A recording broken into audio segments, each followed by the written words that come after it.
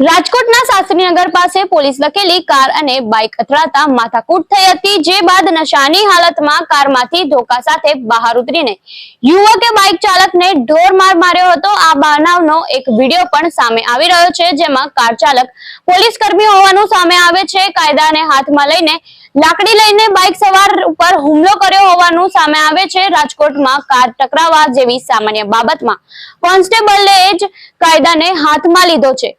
Car ચાલક traffic પોલીસમાં ફરજ બજાવે છે। દિવ્યરાજસિંહ જાડેજા નામના આ પોલીસ કર્મીએ બાઇક ચાલક પર લાકડી વડે હુમલો કર્યો હતો। બાઇક ચાલકે બનાવનો એક વિડીયો પણ ઉતાર્યો છે।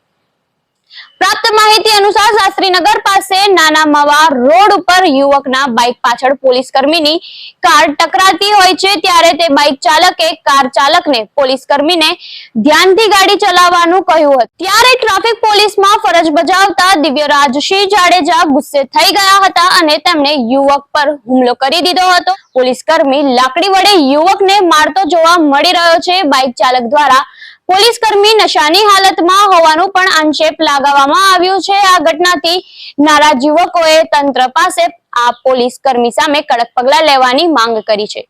આપનું આ ઘટના અંગે શું કહેવું છે અમને કમેન્ટ બોક્સમાં જરૂરથી જણાવજો અને આવી વધુ અપડેટ માટે જોતા રહો નવજીવન ન્યૂઝ।